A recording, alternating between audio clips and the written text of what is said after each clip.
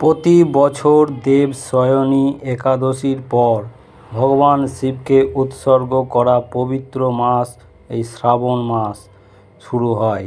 এই পবিত্র মাসের মধ্যে শ্রাবণ মাসে শিবরাত্রি প্রথম শ্রাবণ মাসের সোমবারের পরেই সবচেয়ে শুভ দিন হিসাবেই পালন করা হয়।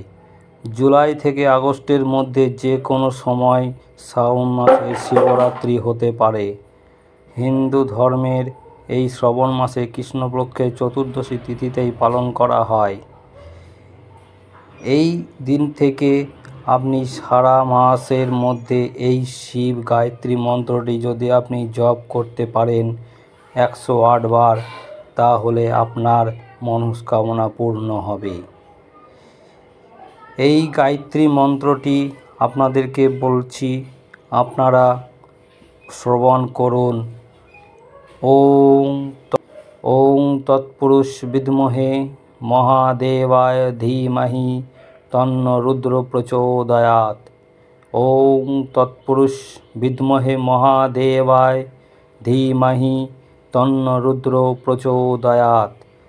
এই শিব গায়ত্রী মন্ত্রটি আপনারা 108 বার জপ করুন, আপনাদের মনস্কামনা পূর্ণ হবে। বাবা ভোলেনাথ একটি দয়ালু, তাই বাবা ভোলেনাথের এই শিব গায়ত্রী মন্ত্র খুব একটি পাওয়ারফুল মন্ত্র।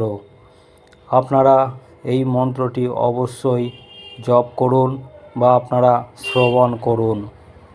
আর আমার ভিডিওটি ভালো লেগে থাকলে একটি লাইক অবশ্যই করবেন। আমার চ্যানেলটিকে যারা সাবস্ক্রাইব করেনি তারা অবশ্যই সাবস্ক্রাইব করবেন। আর কমেন্ট বক্সে হর হর মহাদেব অবশ্যই লিখবেন। হর হর মহাদেব।